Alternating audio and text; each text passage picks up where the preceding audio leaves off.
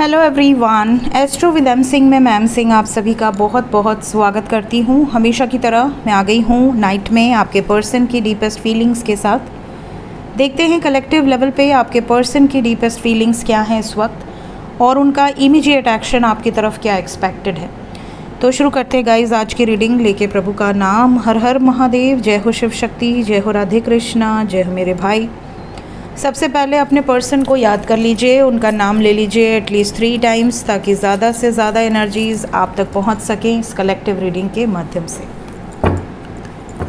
Deepest feelings क्या चल रहा है आपके पर्सन की एनर्जी में।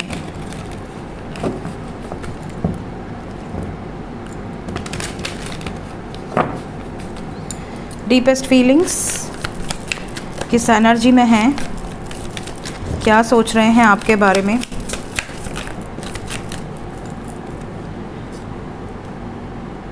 Seven of swords, 3 of cups, 5 of cups, knight of cups,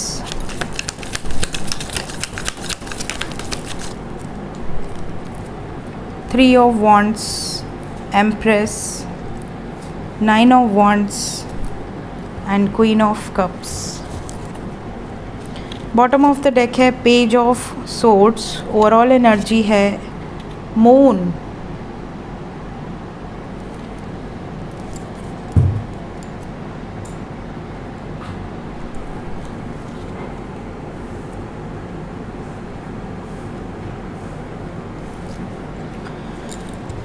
water sign बहुत स्ट्रॉन्ग है यहाँ पर।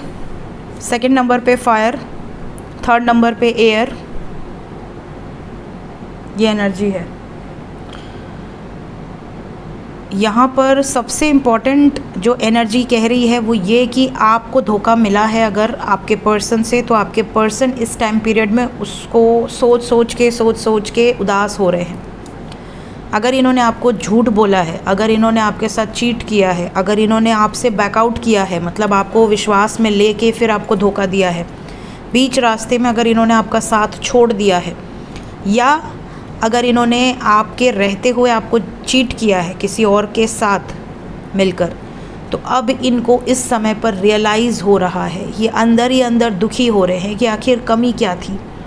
मेरे पास सब कुछ तो था, मैंने अपने पार्टनर में सब कुछ तो पा लिया था, फिर मैंने क्यों धोखा दिया, या इस झूठ की ज़रूरत क्या थी।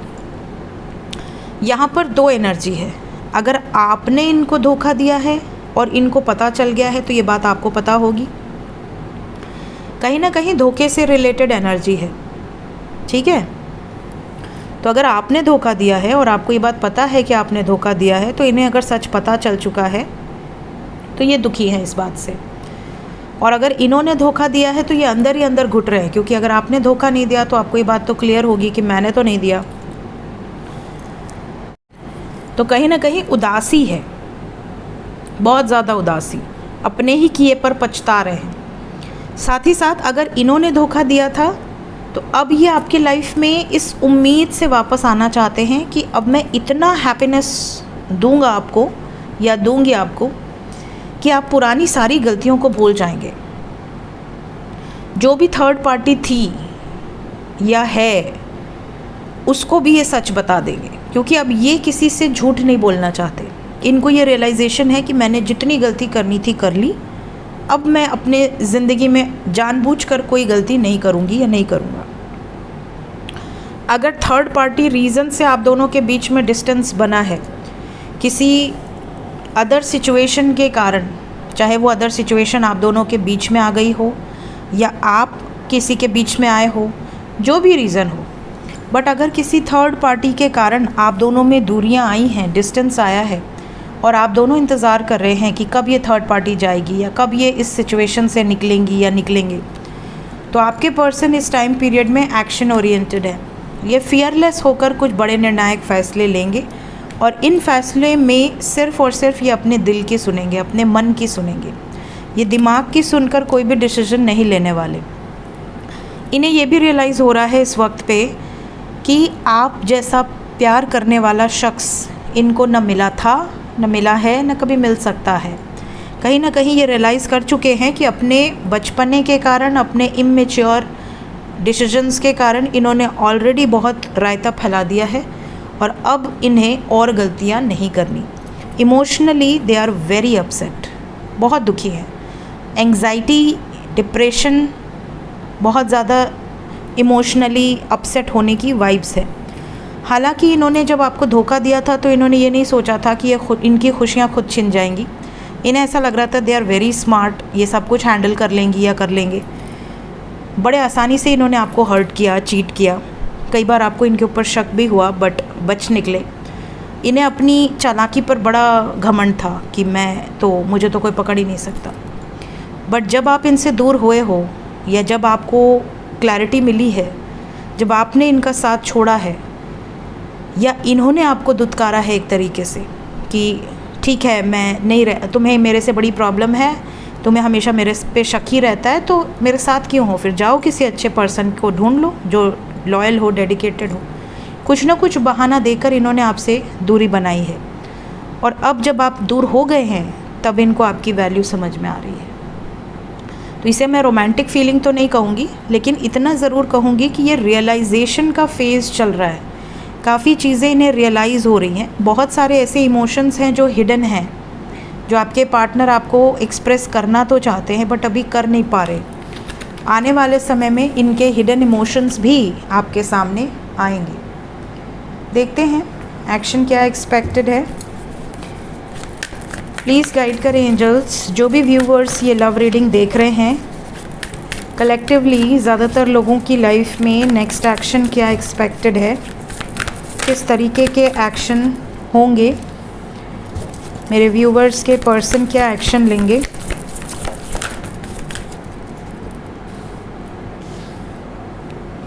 बहुत खूब। We have 3, 6, 9। आप देखिए पहले 3 आया, फिर 6 आया, फिर 9 आया। 3, 6, 9। अभी इस वक्त अगर आप कुछ अच्छा सोच रहे हैं, भगवान करे वो पूरा हो जाए और हमेशा अच्छा ही सोचा करिए। ऐसा ना हो कि आप नेगेटिव सोच रहे हैं और वो एनर्जी आप रिसीव कर लें। Bottom of the deck is justice.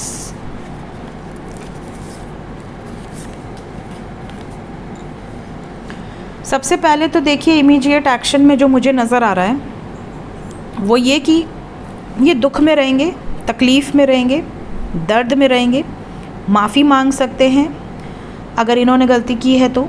इन्हें रियलाइजेशन जैसा हो रहा है उस चीज़ का दर्द होगा। ये चाहेंगे कि ये रिश्ता हील हो, जो इन्होंने गलतियाँ की थी वो सुधारी जाए। साथ ही साथ ये आपको कन्विंस भी करेंगे कि देखो मैं तुम्हें बहुत याद करती हूँ या बहुत याद करता हूँ और मुझे हर वो पल याद है जो मैंने तुम्हारे साथ स्पेंड किए हैं और मुझे पता है कि मैंने बहुत गलतियाँ की हैं बट मुझे रियलाइजेशन है, प्लीज़ मुझे माफ़ कर दो। और मैं सो नहीं पाता हूँ या मुझे बहुत गिल्ट है, बहुत ज़्यादा स्लीपलेस नाइट है, मैं बहुत स्ट्रेस में हूँ। मेरे पास ऑब्वियसली 2 रास्ते थे, मैंने गलत रास्ता चुना था लेकिन अब मैं सही रास्ते पर आना चाहती हूँ या आना चाहता हूँ। मैंने आपसे बातचीत बंद कर दी थी बट अब मैं सब चीज़ क्लियर करना चाहता हूँ और एक्सप्रेसिव भी रहेंगे, अपने ट्रू इमोशंस को खुलकर एक्सप्रेस भी करेंगे और आपके साथ फेयर होंगे। जो गलतियाँ की थी वो अब दोबारा रिपीट नहीं होंगी, इसका प्रॉमिस आपको रिसीव हो सकता है। साथ ही साथ कुछ लोगों के पार्टनर आगे चल के लव मैरिज के चांसेस भी बहुत ज़्यादा बन रहे हैं। तो अगर ये अरेंज सेटअप से आपसे शादी ना कर पाए तो ये लव मैरिज से करेंगे, ये गारंटी भी आपको मिल सकती है। सो कहीं ना कहीं आपके पर्सन इस टाइम पीरियड में आपका दिल जीतने की कोशिश करेंगे, आपको अपने कंट्रोल में फिर से लेने की कोशिश करेंगे और सच में ये बहुत पछता रहे हैं। ऐसा नहीं कि ये झूठ है, ये ड्रामा है, ऐसा नहीं है। इनको सच में रियलाइजेशन है कि इन्होंने गलतियाँ की हैं। आपके लिए जो नंबर इम्पॉर्टेंट है दैट इज़ 3। 3 दिन के अंदर की ये एनर्जी होगी मैक्सिमम, मिनिमम 3 घंटे से 30 घंटे के अंदर की। एंजल्स क्या बताना चाहते हैं इस वक्त मेरे व्यूवर्स के लिए, गाइडेड मैसेज क्या है?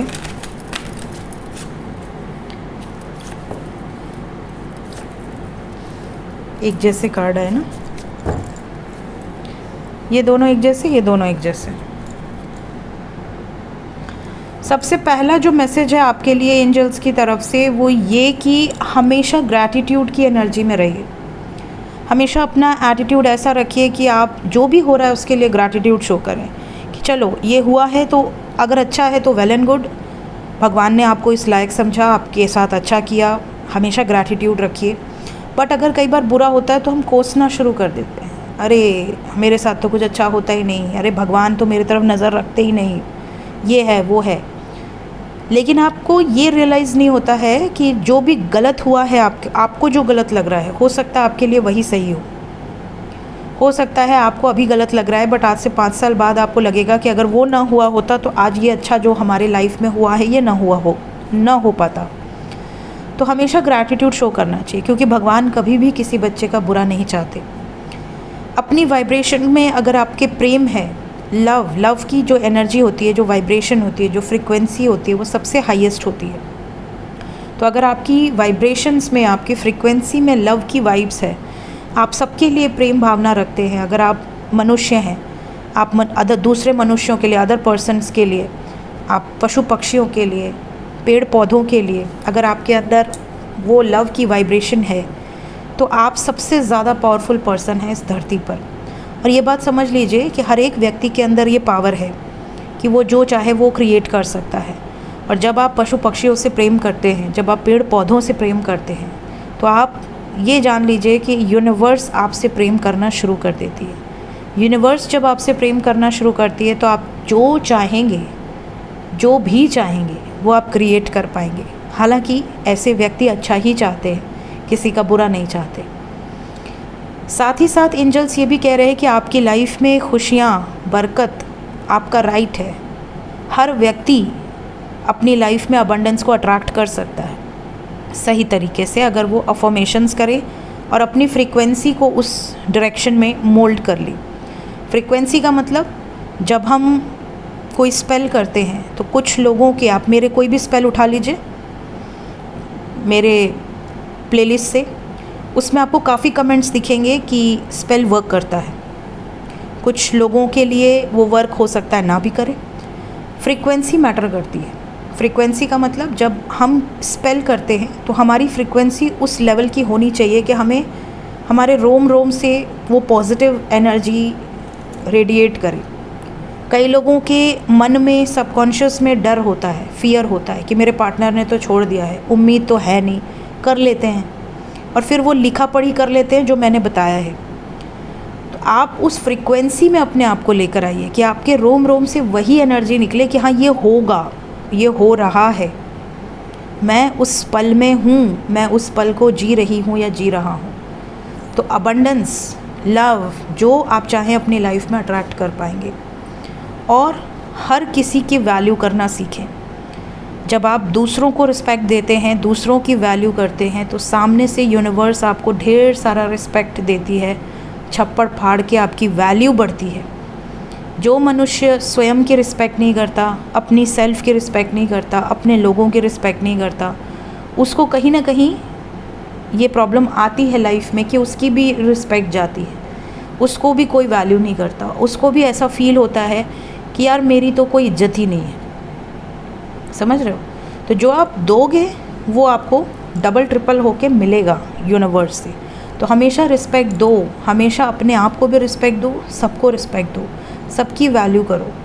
किसी से जेलसी की भावना मत रखो क्योंकि सबका अपना कर्म जुड़ा है। इवन थर्ड पार्टी को लेकर भी जेलसी की भावना नहीं होनी चाहिए। कहीं ना कहीं आपके पार्टनर के साथ कोई कर्म जुड़ा होगा या आपकी लाइफ में कोई थर्ड पार्टी है तो आपके साथ उसका कोई कर्म बंधन होगा।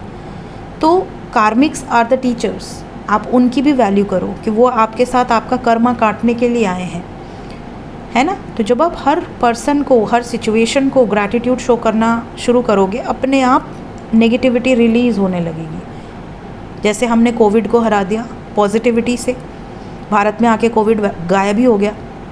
यहाँ के लोग बर्तन पीट रहे हैं, दिवाली मना रहे हैं, वाइब्रेशन इतनी हाई है, एनर्जी इतनी हाई है कि असर ही नहीं किया।